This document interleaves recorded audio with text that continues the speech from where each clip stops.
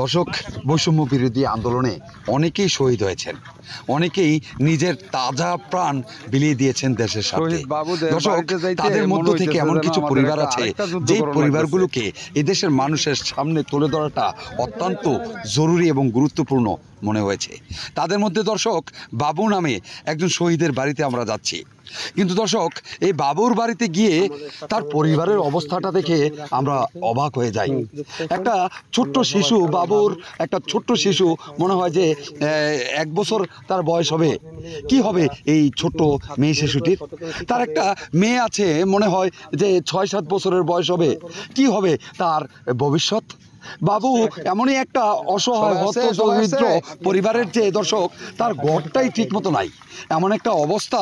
দর্শক, এই বাবুর পরিবারটার যদি আপনাদের সামনে তুলে না ধরি, তাহলে কি হবে তার এই পরিবারটার অবস্থা? শুধু এই অবস্থাটা চিন্তা করে দর্শক, আজকে আমরা দাউদকান্দি উপজেলায় ছাত্র ভাইদের নিয়ে কয়েকটি পরিবার পরিদর্শন করেছি এবং ছাত্র ভাইয়েরা সেই পরিবারটিকে, কয়েকটা পরিবারকে অর্থনৈতিকভাবে সাপোর্ট করেছেন। তাদের মধ্যে অন্যতম একটা হচ্ছে শহীদ বাবুদের পরিবার। দর্শক, ওই পরিবারটিকে দেখতে গিয়ে কি যে একটা অবস্থা হয়েছে, মানে কি বলবো দর্শক। ওই যে বলে না মানুষ, যে দৃশ্য দেখে আমি তো কিছু বলতেই পারি না, বোবা হয়ে গেছি। বিস্তারিত দেখুন ভিডিওতে। এই যে বাবুদের বাড়িতে আসছি আমরা, এই যে বাবুদের ঘর। এটা কে?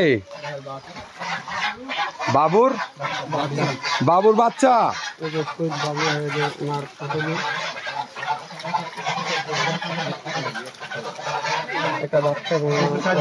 আর এটা কি বাবুর স্ত্রী?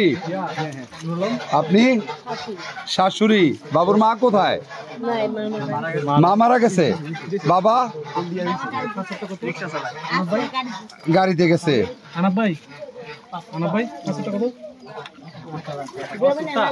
দর্শক, আসলে এখানে আইসা তো আমি মুখের ভাষা হারিয়ে ফেলছি। যে বাবু শহীদ হয়েছেন, সে বাবুর একটা ফুটফুটে সুন্দর মেয়ে বাবু না? এই মামুনি, তোমার আঙ্কেলরা আসছে তোমার খোঁজ খবর নিতে। তোমার বাবা তো নাই, দেশ স্বাধীন করার জন্য চলে গেছে। এটা বড় মেয়ে, তার মানে বাবুর 2টা মেয়ে। আচ্ছা আচ্ছা আচ্ছা। সবাই আমাদের ছাত্র ভাই যারা আসছেন, সবাই ফুল দিয়ে আগে বাবুর বাচ্চা, বাবুর স্ত্রীকে ফুল দিয়ে শুভেচ্ছা জানাচ্ছেন। আসলে কি বলবো, এখানে কথা বলাই যে মাঝে মধ্যে ভুলে যাই কিছু কিছু দৃশ্য দেখলে, যে বাবু দেশের জন্য তার নিজের জীবনকে বিলিয়ে দিয়েছেন, সেই বাবুর বাড়িঘরটি যদি আপনাদেরকে দেখাই, আপনারা বুঝতে পারবেন। আসলে বাবুর জন্য আলাদা স্পেশালি কাজ করা দরকার আমাদের বাবুর পরিবারটার জন্য। তা আজকে ছাত্র এবং ছাত্রী বোনেরা এসেছেন এবং তাদের পক্ষ থেকে যেই সামর্থ্য অনুযায়ী তারা অর্থনৈতিকভাবে সাপোর্ট দেওয়ার মতো ব্যবস্থা করেছেন। সেই অর্থনৈতিকভাবে সাপোর্ট বাবুর, বিশেষ করে বাবুর মেয়েটা খুব ফুটফুটে সুন্দর, সে আমার দিকে তাকিয়ে আছে।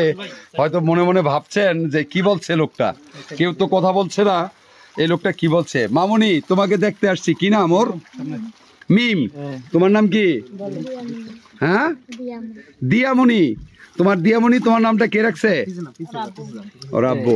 আচ্ছা, আমরা বাবুর পরিবারের হাতে এখানে ছাত্র বন্ধুরা যারা আছে, সবাই আছে, এখানে ছাত্রীও আছে, তারা তাদের পক্ষ থেকে একটা উপহার আছে অর্থনৈতিকভাবে। আমি জানতে চাই এখানে কত টাকা আছে? এখানে আমরা 3টা ভাগ, যেহেতু 3টা শহীদ হয়েছে, আমরা 3টা পরিবারকে আমরা প্রথমত সিদ্ধান্ত নিয়েছিলাম 20,000 করে। পরবর্তীতে আমরা এই বাবু ভাইয়ের পরিবারের আর্থিক অবস্থার, যেই আপনারা দেখছেন ঘরের অবস্থার পরিপ্রেক্ষিতে আমরা ওনাকে আরো 10,000 টাকা অ্যাড করে 30,000 টাকা, শুধু বাবু ভাইকে 30,000 টাকা, বাকি 2 শহীদকে 20,000 করে টাকা প্রদান করা হবে। তো আমরা আসলে আমাদের এই টাকাটা আসলে আমরা যদি আর্থিকভাবে আরো যদি আমরা সচ্ছল হতাম, বা আমরা যদি ব্যবসা বাণিজ্য, আমরা যেহেতু ছাত্র সমাজ, তার জন্য আমাদের সামর্থ্য অনুযায়ী প্রবাসী ভাইরা, ব্যবসায়ীরা যারা সামর্থ্য অনুযায়ী, যেরকম আমাদের 1,01,028 টাকা আমাদের টোটাল হয়েছে। তার পরিপ্রেক্ষিতে আহত এবং নিহতদের মাঝে আমরা আজকে টাকাটা বিতরণ করছি। তার মধ্যে 30,000 টাকা হচ্ছে আমরা বাবু ভাইয়ের পরিবারকে আর্থিকভাবে সহায়তা করার জন্য এসেছি। আসলে আমরা পরবর্তীতে শুধু এই সহায়তাই আজকে শেষ না ছাত্র সমাজের, আমরা ইনশাল্লাহ ছাত্র সমাজের বাবুদের পরিবারকে যেহেতু আগামীতে তারা কোনো একটা কাজ করতে পারে সমাজে, কোনো একটা মানে যে কোনো তাদের এই যে 2টা বাচ্চা আছে তাদের পড়ালেখার ব্যবস্থা থেকে শুরু করে আমাদের ছাত্র সমাজ আগামী ভবিষ্যতেও ইনশাল্লাহ এই বাবুর পরিবার এবং আহত নিহত দাউদকান্দি ছাত্র সমাজ আহত নিহত পরিবারের পাশে সবসময় থাকবে। দর্শক, এখন ছাত্র বন্ধুরা সেই 30,000 টাকা বাবুর পরিবারের হাতে তুলে দিচ্ছেন। দর্শক, আমি আবারও বলে নিচ্ছি একটা কথা যে আসলে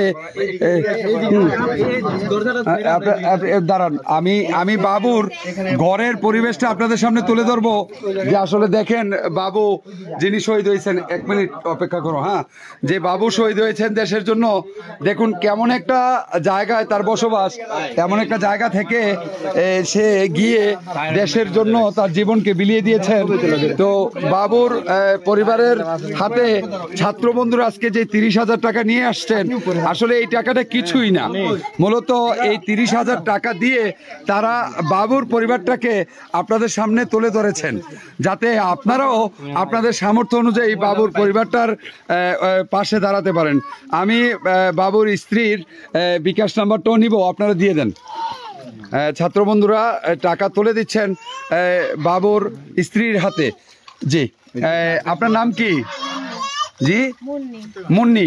মুন্নি বোন, আপনি এই 30,000 টাকাই তো কিছু না।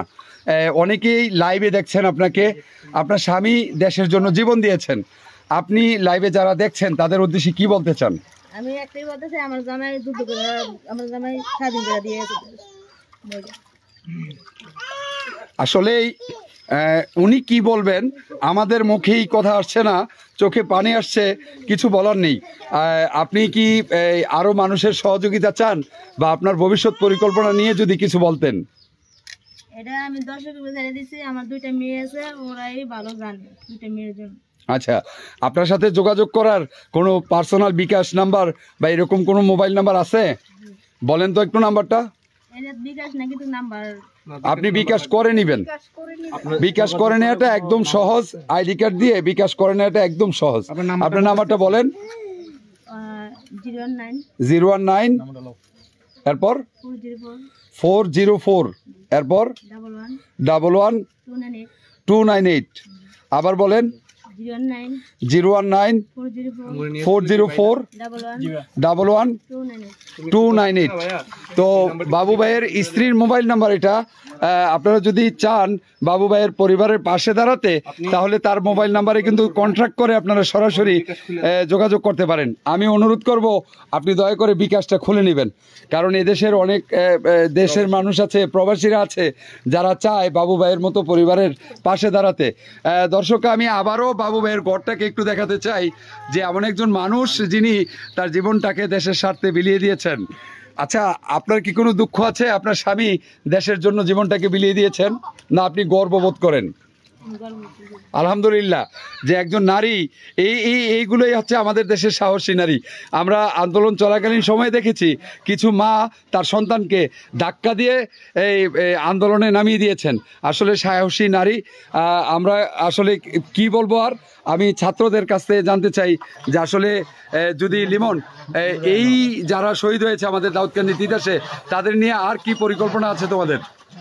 আমাদের পরিকল্পনা আসলে, আমরা তো ছাত্র সমাজ, আমরা যতটুকু পাচ্ছি প্রবাসী ভাইদের থেকে, আমাদের গরিব বাজারের ব্যবসায়ীদের থেকে আমরা গণ কালেকশন করে আমরা যতটুকু পাচ্ছি ওদেরকে সহায়তা করছি। ইনশাল্লাহ ভবিষ্যতে আমরা ওদের পাশে থাকবো ইনশাল্লাহ। আমরা চেষ্টা করবো যে ওনার যে 2টা বাচ্চা আছে, ওনার ভবিষ্যৎ নিয়ে আমরা ভবিষ্যৎ পরিকল্পনা নিয়ে চেষ্টা করবো, প্লাস ওনাদের পড়াশোনার খরচটা আমরা চেষ্টা করবো এটা অব্যাহত রাখার জন্য, বহাল রাখার জন্য।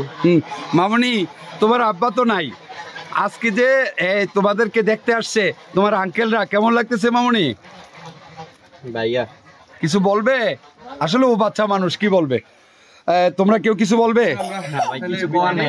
তো দর্শক, বাবু ভাইয়ের ঘর কিন্তু আমরা দেখতে পাচ্ছি পানির নিচে। তো আমি বারবার আপনাদেরকে ঘরটি দেখাই, তারপরও বাবু ভাইয়ের স্ত্রীর যেই মোবাইল নাম্বারটা আছে আমরা ডিসক্রিপশনে দিয়ে দেওয়ার চেষ্টা করব। হ্যাঁ, আজকে আমাদের এই আর্থিক যে সহায়তার প্রদান করা সম্পূর্ণ হবে। আরও আমরা কয়েকটা বাড়িতে যাব। এরপরে আমরা যে বন্যার্থক আমাদের আশেপাশে জেলা নোয়াখালী, ফেনী, তারপর হচ্ছে ব্রাহ্মণবাড়িয়া, আমাদের পার্শ্ববর্তী উপজেলা তিতাস, হোমনা, মেঘনা, এসব উপজেলা নদীবর্তী উপজেলা, ওই এলাকার অবস্থা খুব ভয়াবহ। আমরা কালকে থেকেই আমরা এই বন্যার্থকদের পাশে দাঁড়ানোর জন্য গণফান্ড তৈরি করব। আপনারা যারা দেখছেন আমাদের ছাত্র সমাজকে সবসময় সাপোর্ট দিবেন এবং ভবিষ্যতে সাপোর্ট দিয়ে যাচ্ছেন, আগামীতেও সাপোর্ট দিবেন। জি, ধন্যবাদ। তো দর্শক, বিদায় নিচ্ছি আজকে আমাদের বীর শহীদ বাবু ভাইদের বাড়ি থেকে। মানে খুব কষ্ট লাগছে বাবু ভাইয়ের ফুটফুটে দুইটা বাচ্চা দেখে। ইনশাল্লাহ আমরা আবারও দেখা হবে। বাবু কেমন আছে? একটা হাসি দাও না। এই যে হাসি দিছে, দেখো দেখো। ঠিক আছে, ছাত্র সমাজ আপনি ঠিক আছে।